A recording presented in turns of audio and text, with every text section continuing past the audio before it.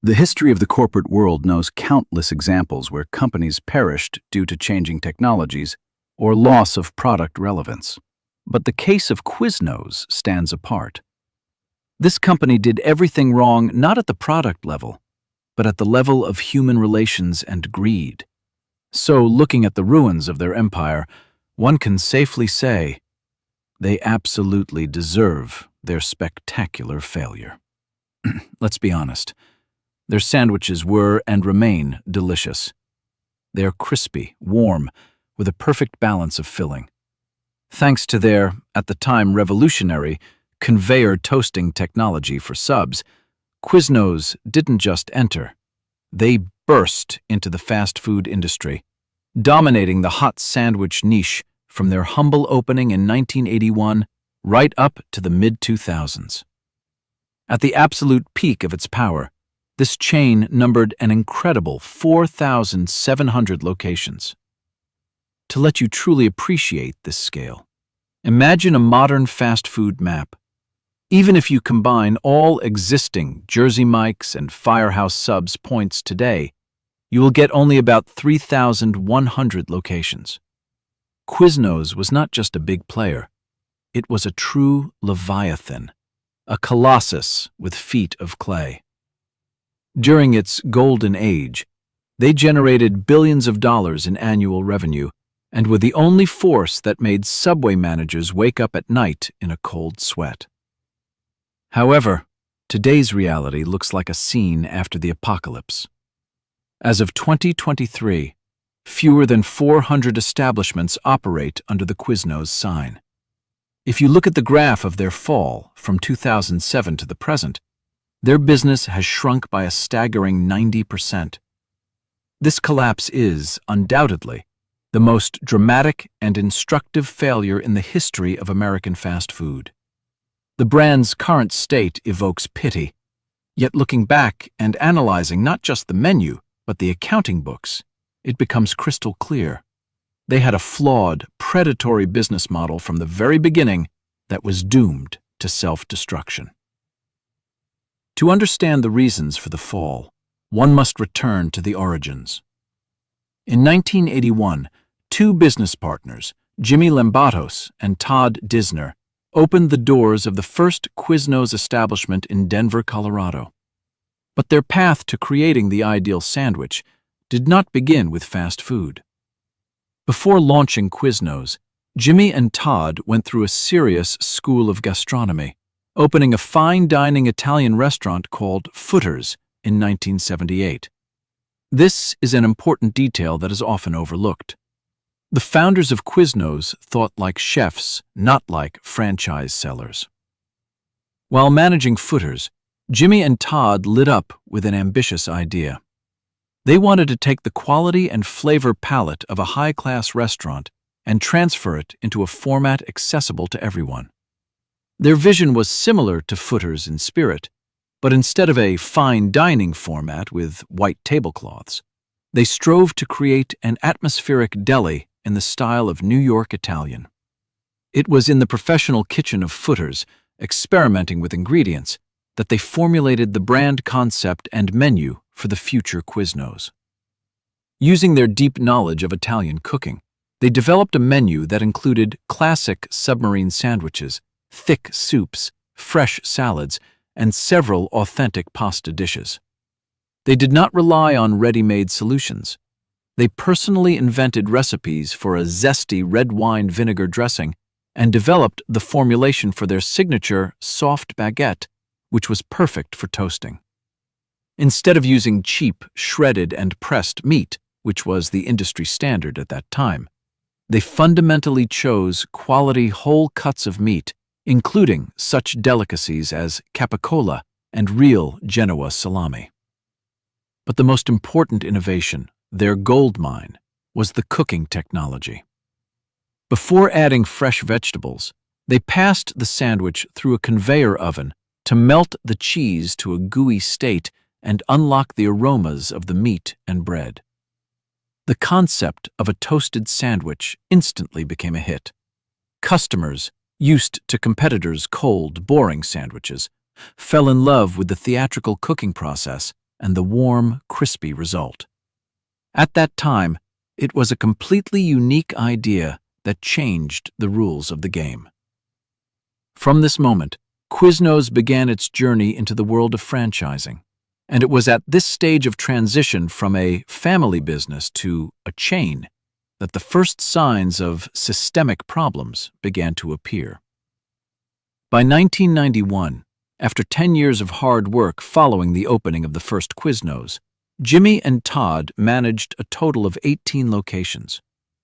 Each of these points brought in an average of about $27,000 in sales per month, a solid figure for a small business of those times. From the outside, everything looked great. The brand had a loyal audience, a unique product, and their future seemed cloudless. However, beneath the glossy surface of a successful start, the business was beginning to crumble. Although the Quiznos franchise network continued to grow nominally, it happened chaotically. Infrastructure could not keep up with the number of points. Individual restaurants did not receive proper attention, and product quality, the very pillar on which the brand rested, began to deteriorate rapidly in some places. Unfortunately, Jimmy and Todd, being excellent restaurateurs, did not have enough free capital or management experience to scale business processes and solve logistical problems. They simply could not provide the necessary operational support to existing franchisees, and the system began to stall. So, in January 1991, finding themselves at a dead end, Jimmy and Todd made the difficult, emotional decision to sell their brainchild. They transferred ownership rights to a person who knew the system from the inside, a franchisee named Rick Schaden.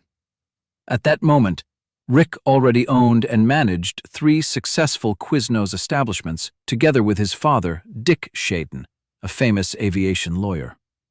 Rick had collaborated with the brand for about 4 years and saw potential in it that the founders could not realize. The Schaden family, for better or worse, rather for the worse, made Quiznos the giant it is remembered as by the world, and at the same time laid the mechanism for its destruction. From the very beginning of their reign, the Schadens strove for aggressive growth. This is an understandable desire for any investor. However, the problem lay in the methods by which they achieved this expansion. They immediately began building a corporate infrastructure that put scale and quick profit for the head office above all else. The results were instantaneous.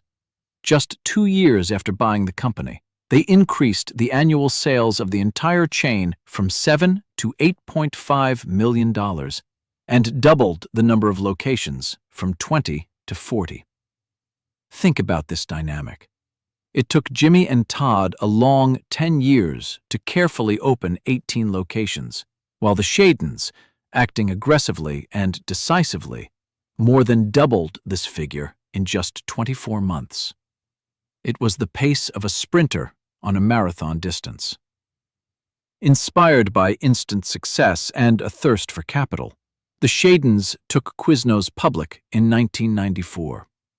This IPO, initial public offering, allowed the company to raise $4.4 million in investments, providing fuel for even greater acceleration.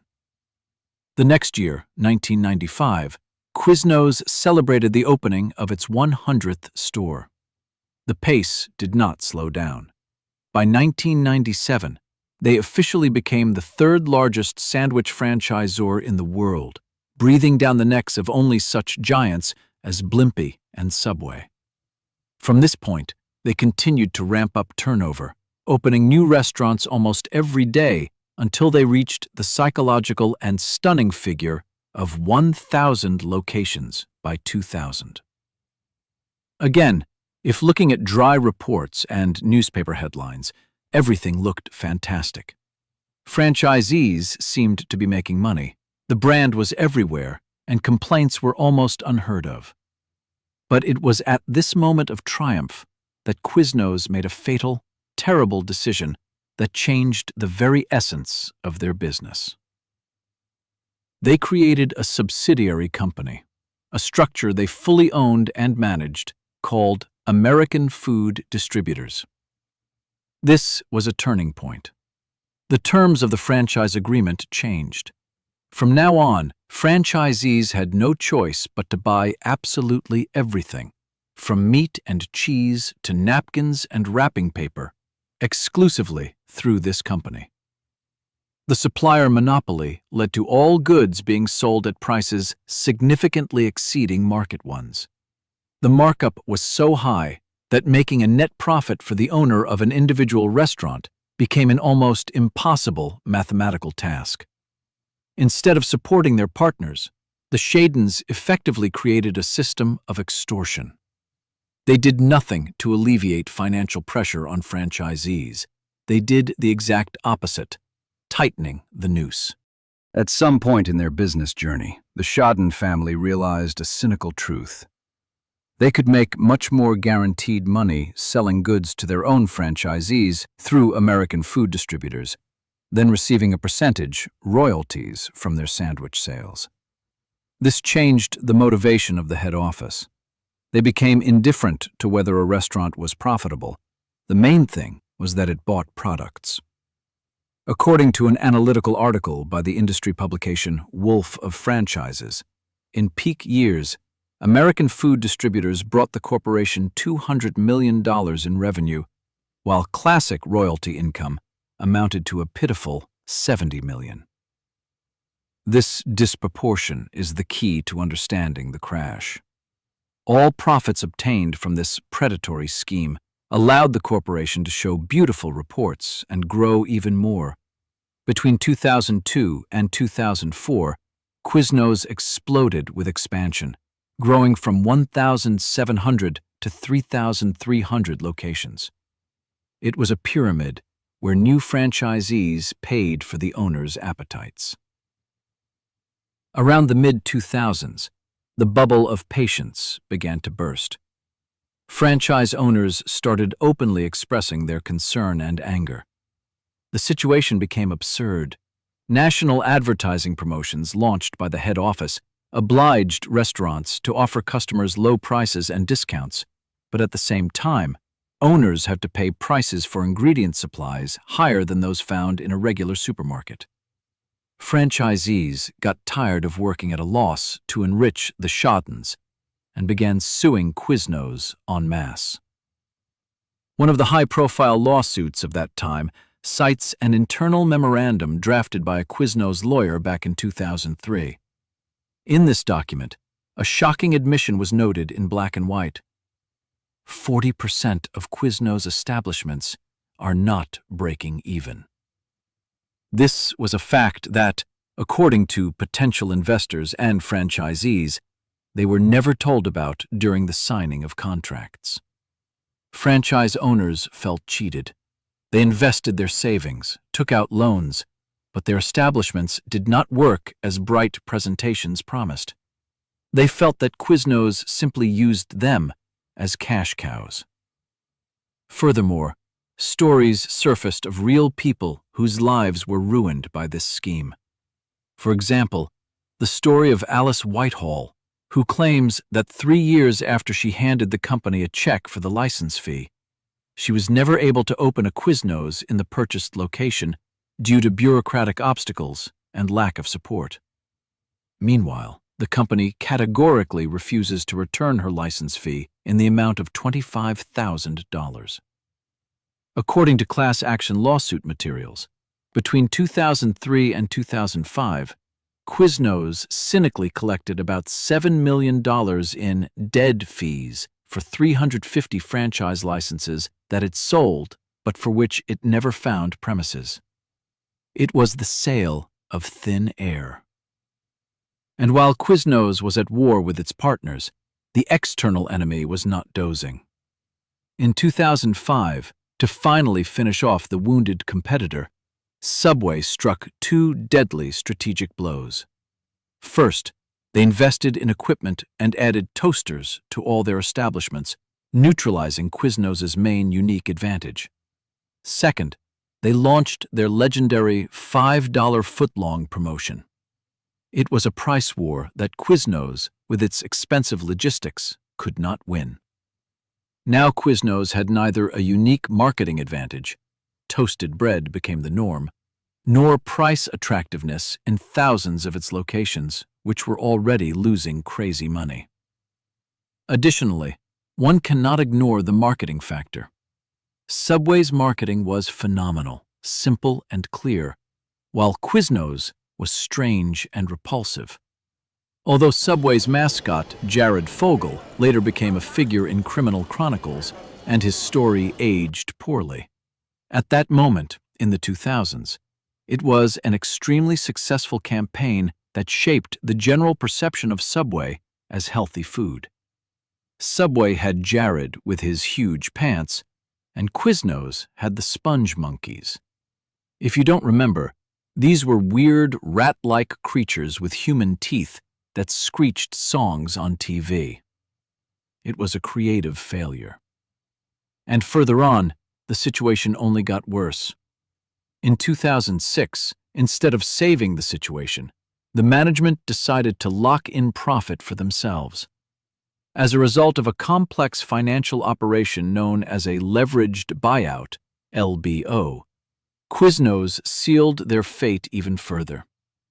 They sold 49% of the company to the private equity firm CCM Capital Advisors.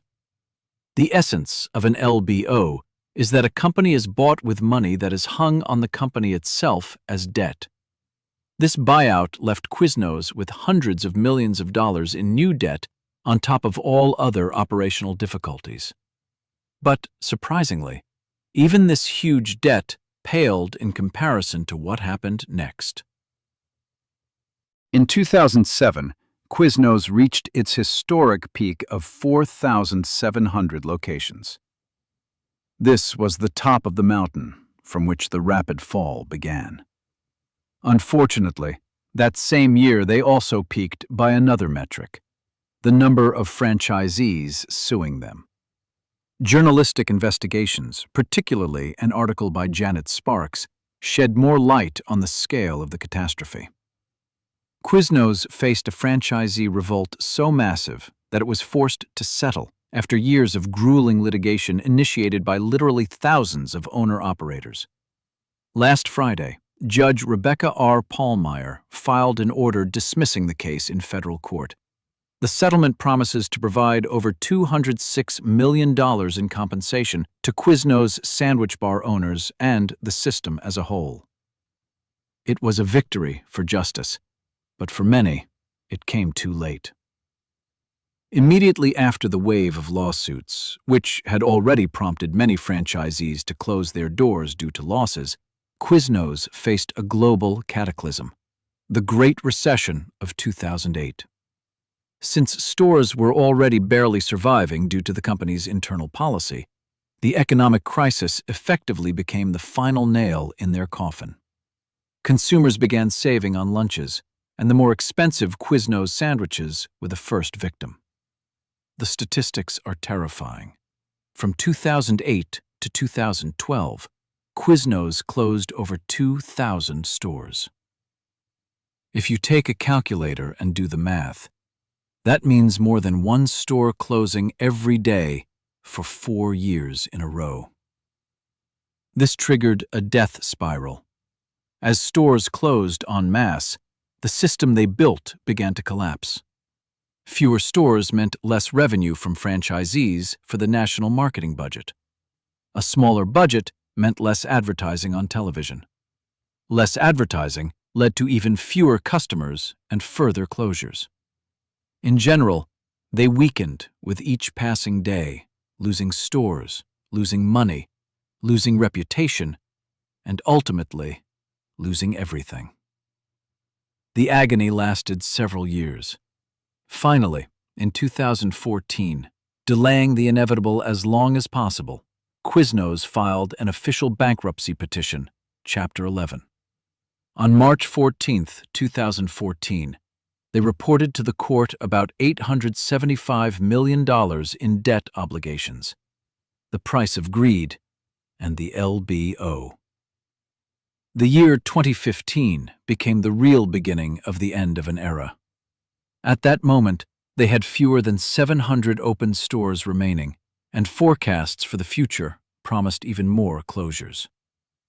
In a desperate attempt to save themselves, that same year they launched a new grill concept as part of their crisis rescue plan. They tried to change the menu, design, approach, but this plan and the grill concept failed within a year. The market simply didn't believe them, and bled-dry franchisees didn't have the resources for rebranding. Point owners continued to lose money and close new stores, leaving empty premises all over America. 3 years later, in 2018, private equity firm High Bluff Partners, for some unknown reason, decided to acquire the remnants of the Quiznos empire. Quiznos is an iconic brand with room for growth, Jerry Lopez, an operating partner at High Bluff, said optimistically in his official statement. "We are excited about this acquisition." It sounded nice, but reality turned out to be harsher than press releases. Well, let's summarize. It has been 5 years since High Bluff Partners acquired Quiznos, promising a revival. And the only thing that has changed during this time is that now they have about 40 fewer locations than they did at the moment of purchase. The downward trend has not stopped. At the moment, Quiznos has a pitiful 176 locations in the U.S. and 183 international locations. This is a drop in the ocean for a former giant. It is quite possible that in our lifetime, we will witness this restaurant completely disappear from the world map. And this is truly sad. It is a tragedy because, unlike Subway, where jokes about the quality of tuna or bread became memes, people never massively complained about the quality of food at Quiznos. Their product was good. Quiznos failed not because people hated their food or their recipes. They failed because the people in power, top management and owners, were absolutely indifferent to the health and financial well-being of their franchisee partners. Over time, they began to perceive their partners not as a team, but as a source of profit. They treated them like captive customers of a monopoly. They turned from restaurateurs into a glorified, unjustifiably expensive distributor of food and paper. And for this, they paid the highest price, the loss of the business. Now, there are almost none left. To find a Quiznos today, one must conduct a real investigation. The closest establishment to me is more than a 2-hour drive by car, and I can only imagine that over time, this distance will become greater and greater until it becomes infinite. And what do you think, looking at this story of corporate suicide? Will Quiznos ever be able to make any meaningful comeback in the near future? Or has the point of no return already been passed, and are they doomed to a slow, painful, and final extinction?